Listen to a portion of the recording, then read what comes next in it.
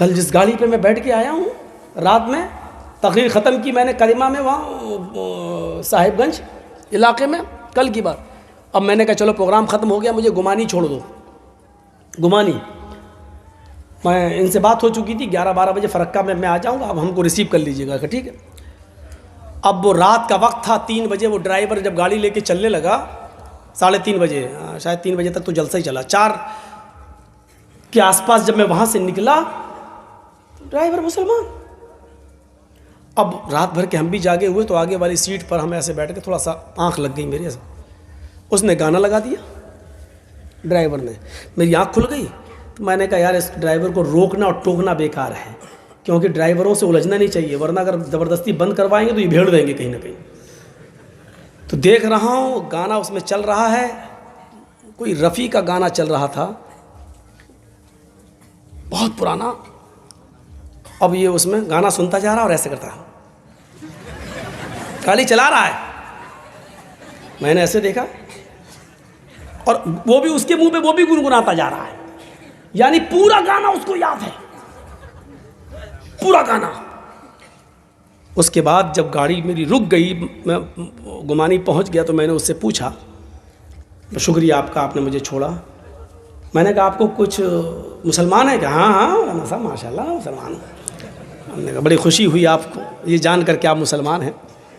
अच्छा कलमा याद है ना आपको? है मौलाना साहब, कलमा याद नहीं होगा? ला इलाहा इल्लल्लाह मुहम्मदुर रसूलुल्लाह। माशाल्लाह। सूरह फातिहा याद है ना? नमाज? हाँ सूरह फातिहा याद है। अल्हम्दुलिल्लाह रब्बिल आलमीन रहमान रहीम मालिक, पूरी सूरत सुना दी। हमने कहा अच्छा सूरतें कितनी याद है? कहता मौलवी साहब वो तो 2 ही याद है बस। कौन कौन सी? का इन्ना आतैना कल कौसर और कुल हुवल्लाहु अहद अल्लाहु समद लम यलिद वलम यूलद वलम यकुल लहू कुफुवन अहद। हमने कहा अच्छा और कोई एक सूरत? का नहीं है। आयतल कुर्सी? अरे मौलाना साहब आयतल कुर्सी तो 5-6 सूरतों के बराबर है, वो तो याद ही नहीं है। यही हमारा हाल है। चलो उसने कम से कम लाज रख ली कि सूरह फातिहा याद रही, उसको कलमा सुना दिया ला इलाहा इल्लल्लाह मुहम्मदुर रसूलुल्लाह। वरना एक बार तो हम फंस गए थे बाराबंकी इलाके में, भीख मांगता हुआ आ गया मेरे पास, अल्लाह के नाम पे दे दो, अल्लाहू उल्लू उल्लू। मैंने कहा भाई क्या मुसीबत है?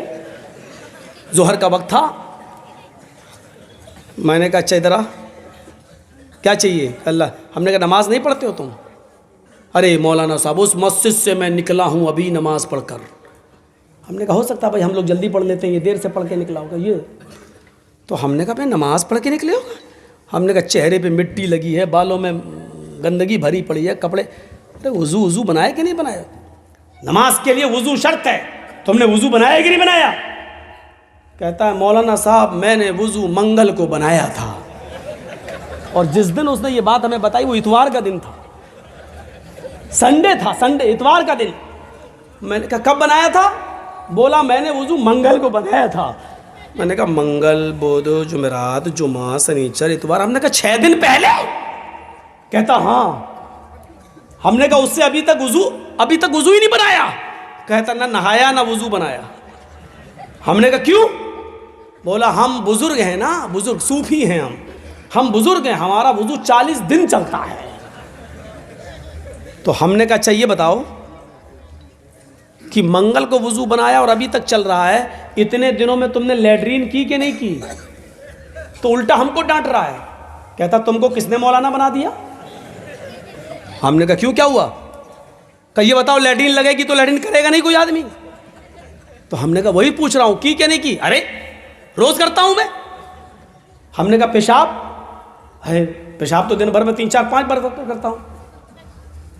हमने कहा सोते हो कि नहीं सोते हो? कहा नींद आएगी तो सोएंगे नहीं। हमने कहा अच्छा ये बताओ कि कभी कभी पेट में गुड़गुड़ की आवाज़ होती कि नहीं होती? हवा खारिज होती कि नहीं होती? कहता अरे मौलवी साहब तुम कैसी बातें कर रहे हो? ये बताओ कि ये तो नेचुरल चीज़ है यार, ये तो फितरत है, ये तो हवा जब पास होगी तो होगी। हमने कहा हुई कि नहीं हुई? कहाँ हुई? हमने कहा हवा भी तेरी पास हुई, पेशाब भी तू कर रहा है, लैट्रीन भी तूने की, सोया भी तू, सारे काम तू कर रहा है और अभी तक तेरा वज़ू टिका हुआ। भाई ये वज़ू है या लोहे का लट्ठा जो टूटता ही नहीं? क्या है ये?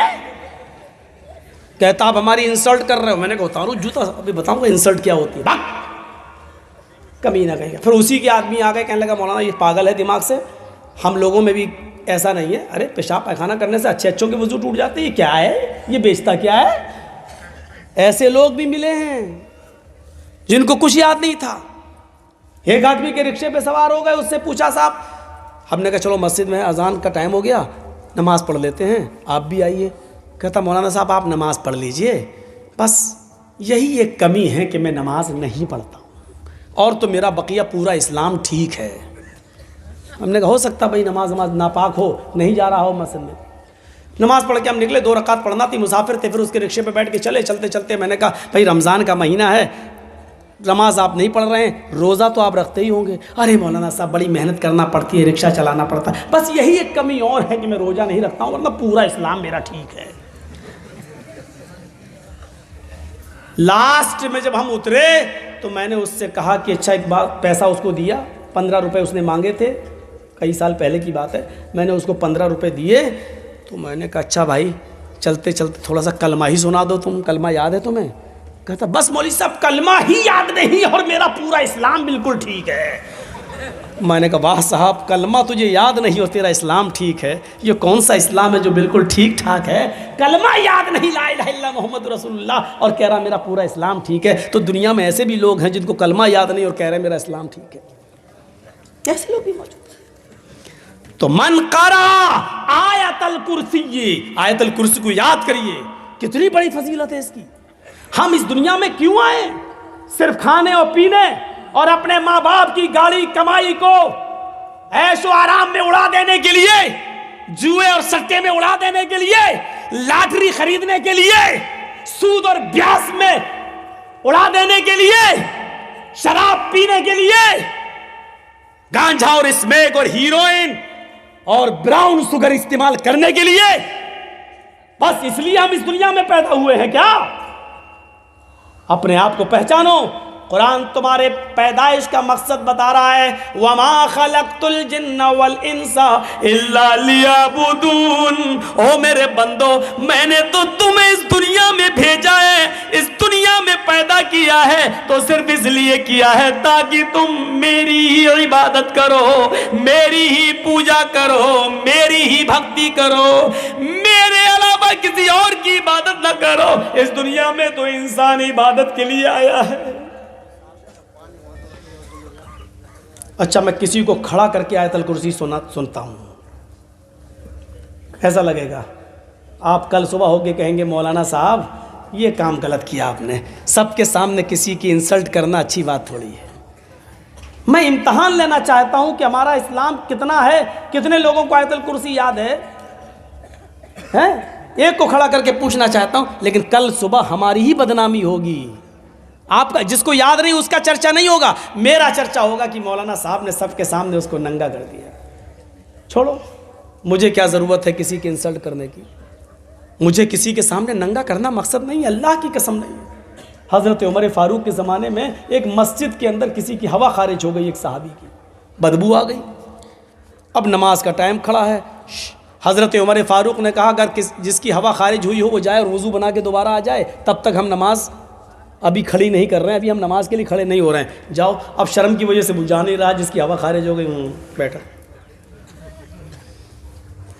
हज़रत उमर ने 3 बार कहा जाओ ना, ये तो तय है कि हवा किसी की खारिज हुई है, लेकिन अब कोई न तो बता रहा है और न जा रहा है उठ के। तो एक सहाबी ने कितना अच्छा मशवरा दिया, कहा अमीरुल मोमिनीन एक काम कीजिए ना, हम सब लोग वुज़ू बना लेते हैं दोबारा, हम सब लोग दोबारा वुज़ू बना लेते हैं, उसमें वो आदमी भी शामिल हो जाएगा जिसका वुज़ू टूट गया है, और उस आदमी की इंसल्ट भी नहीं होगी, और हम लोग दोबारा वुज़ू बना लेंगे तो एक सवाब भी मिल जाएगा, और उस आदमी की हम इज़्ज़त बचा भी लेंगे। हज़रत उमर ने कहा मैं खुश हुआ तुम्हारे इस मशवरे से, चलो हम सब वुज़ू बना लेते हैं दोबारा वुज़ू। मेरा मकसद ही नहीं है किसी को जलील करने का, हम खड़ा करके क्यों आपसे पूछेंगे आयतल कुर्सी, लेकिन एक मैसेज देना चाहता हूँ। मैंने ये देखा कि जब मैंने कहा अच्छा मैं किसी को खड़ा करता हूँ, तो मैंने चेहरे देखे आपके, फर्राटे लेनू, बहुत सौ के सर नीचे हो गए, कहीं हमको खड़ा ना कर दे। और ये मालूम नहीं जिसका सर नीचे होता मैं उसी को खड़ा करता हूँ।